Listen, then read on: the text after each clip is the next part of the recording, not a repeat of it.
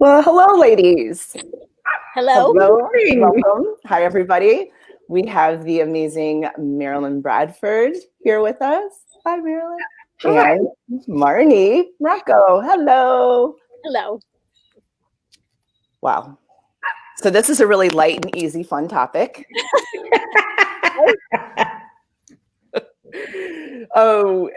We actually we're talking. I had somebody even message me recently, and they're having a really, really difficult time with their son in addiction. And so I was like, Marnie, Marilyn, can we come on here and can we, just have because if this is up for this lady, I wonder who else is having this with family and addiction and in this time and everyone's stuck at home and these different things. So Marilyn, can you start? What is addiction first? Well, it's not what people think. It's not how it's defined in this reality. At least that's what I found. And I spent years in traditional programs in this reality before I discovered Access. And I was also a psychotherapist at the time with a practice in addiction.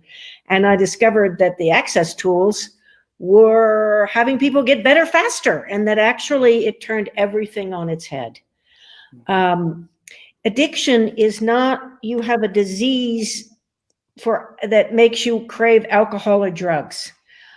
It's so much more than that, and so much less than that at the same time, because it's really about a coping skill that people have chosen, often early on, to basically vacate themselves because they didn't have the tools or information to handle what was going on in their lives. All right, that's part of it. And the other part was, and this is not done, there's so many parents who really try to be good parents. So I'm not saying they're bad parents at all. However, most parents have a paradigm that they want their children to fit into. If you're an athletic family, son, you need to play football. I want to play the violin. If you're an intellectual family, that's what I grew up in. You only exist from the head up. Why would you be interested in dancing and wearing flashy clothes? And those are two very random, simple examples. But essentially, when kids come in, mostly they're not treated with, hey, who are you? What would you like? And I don't care if it's different from our family, from what the school says, what the culture says, what religion says. I'm really here for you to develop into being you. And so kids begin early on to shut themselves down because they don't fit. Help! I don't understand the standing in straight lines and studying this stuff. And I'm supposed to go to this church and I don't believe anything they say. And I'm supposed to behave this way with adults. And I can tell that they're lying to me and everybody else, and help. So what happens is they begin to cut off parts and pieces of themselves, and they look for something that can take off or away the pain of feeling so wrong, not fitting, not getting it. Now, a lot of times with teenage kids these days, it's alcohol and drugs. But addiction can be so much more than that. And often it's an energy that's passed on in the family. So it can be to being right, to perfectionism. There are addictions to making everything significant, to making lots of money, to being a health nut. And it's not about the target of the addiction. It's about how that target is used, so that it becomes compulsive if the person is going to feel okay. What they do basically is they make someone or something. People can be addicted to relationships. They can be addicted to a particular person. They make that person, that behavior, greater than them. They make themselves less than, and they're caught in the cycle of not being able to move forward because they don't have the tools to manage that whole self-judgment, wrongness, knowing what to do with their awarenesses, knowing how to cope.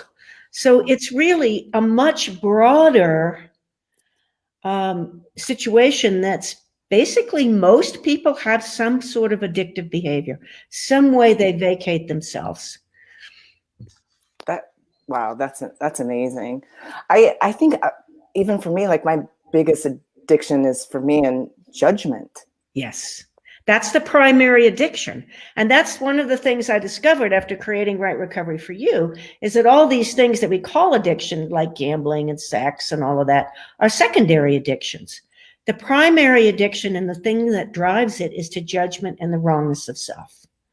And that's what has to be addressed.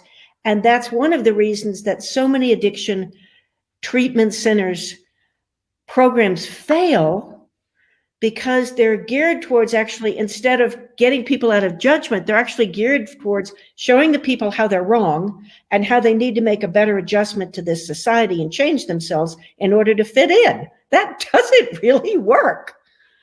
And I say this all the time, but every time, Marilyn, you open your mouth on this topic, I'm just like, keep talking. There's such a lightness to the different perspective than what we've been impelled. And I think when we decide that something is the problem, yes. I'm addicted to alcohol, I'm addicted to drugs, I'm addicted to food, I'm addicted to sex. You've defined the problem as this.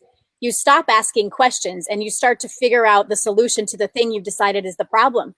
So if your kid comes to you and you notice they're getting drunk every night, if you make alcohol the problem, you're entirely missing what the real issue is, because that thing you've decided is the problem is just the symptom of what's going on underneath. So if you, as the parent, and you're observing whatever behaviors with your kid, get out of trying to determine what the problem is so that you can fix it, and actually be present with your kids, ask them questions, willing to hear whatever it is they say without judging them, then you have a space to start from a different place.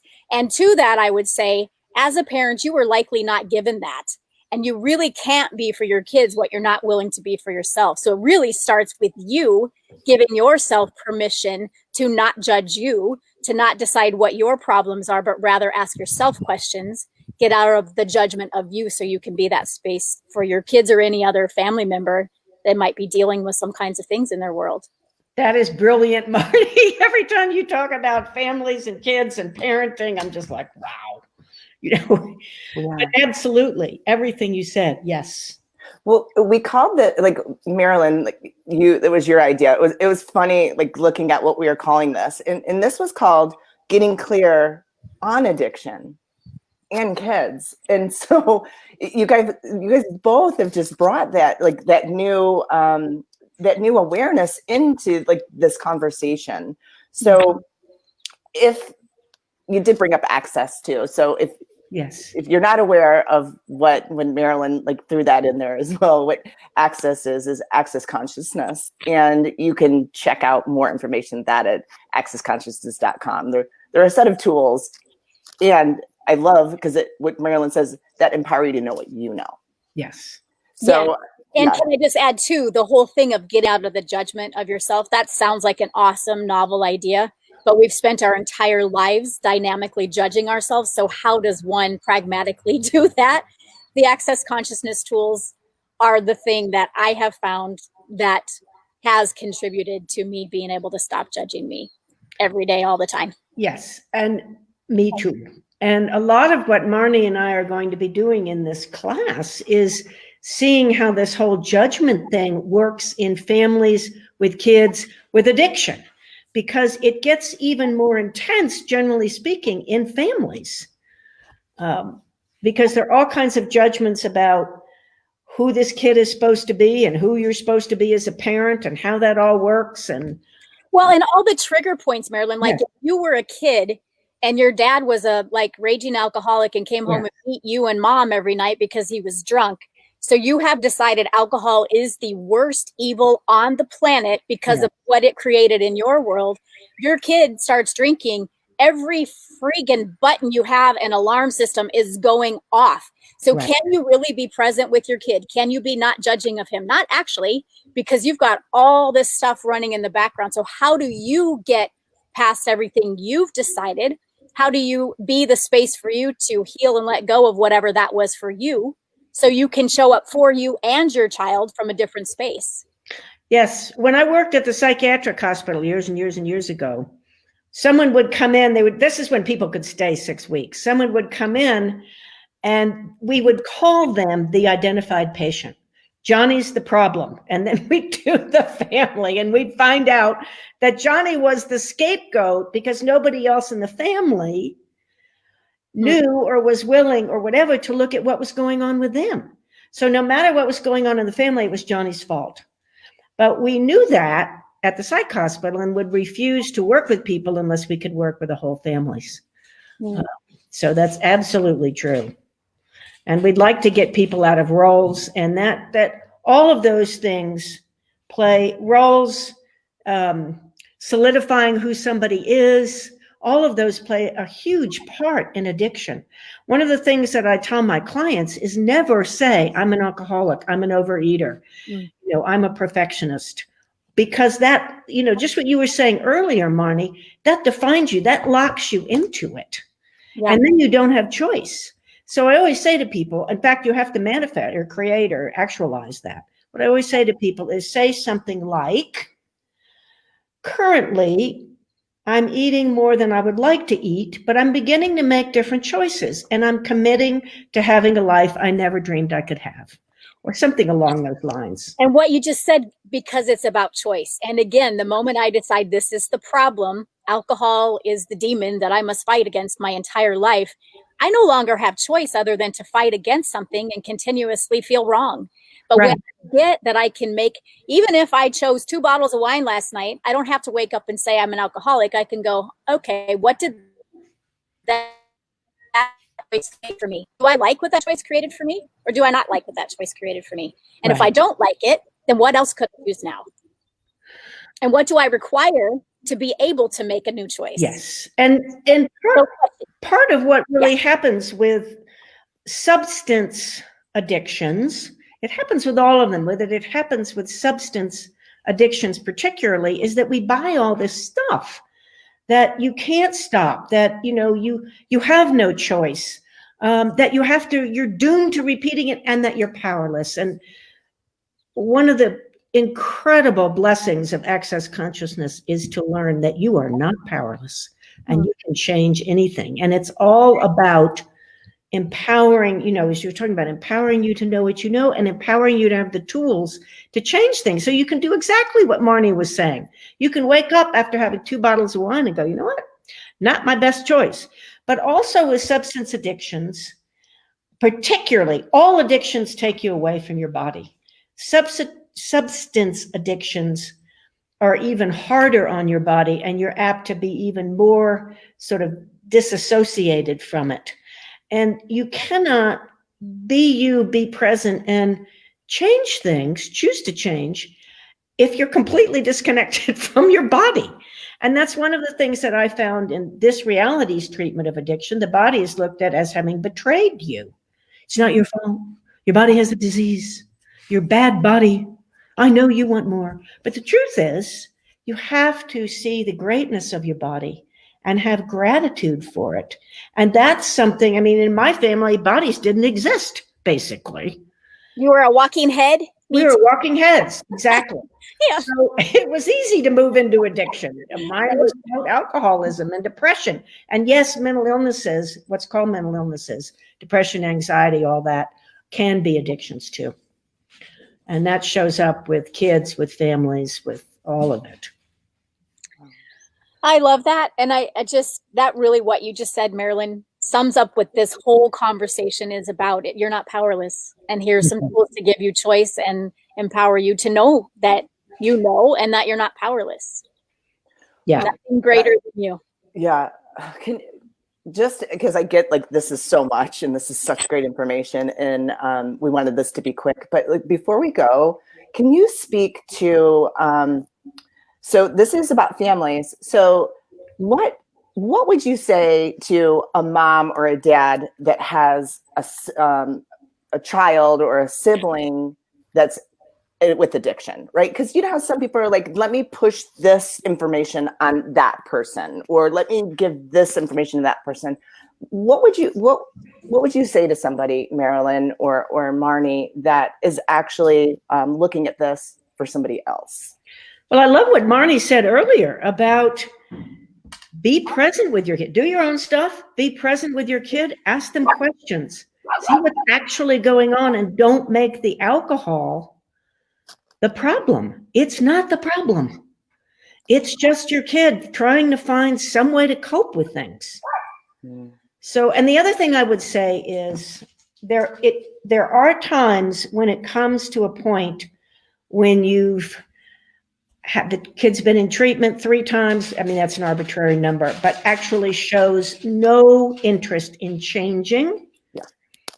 That you need to essentially allow them to choose what they're going to choose. Now, a lot of that depends on the age of the child, and this is not that we will go into that more in our series. This is not really the time, but at some point, we all have choice.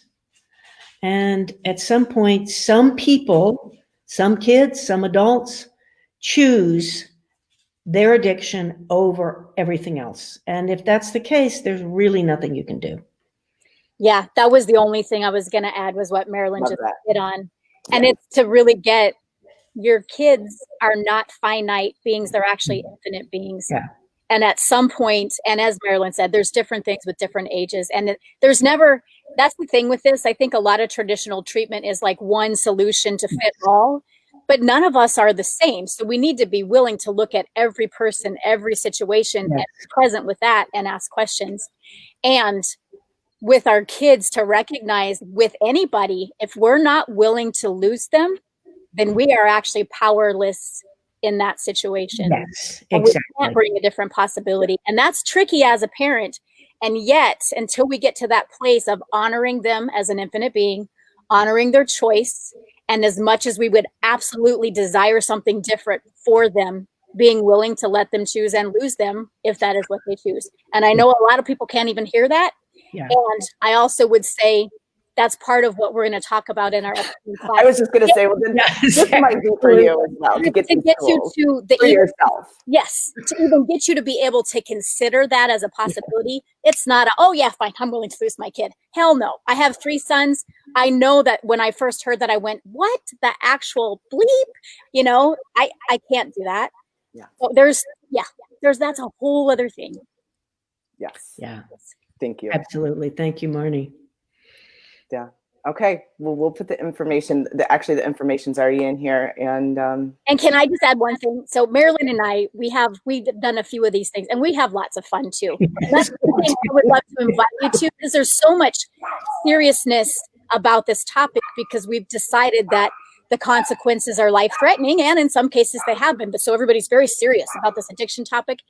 But there's a way to bring a lightness so that you can actually have change, because the seriousness never brings a change. So Marilyn and I would invite you to the playful exploration of this topic so you can have different possibilities. And to creating greater ease in your life, whatever the situation is. Yes. Love that. Yes. Thank you.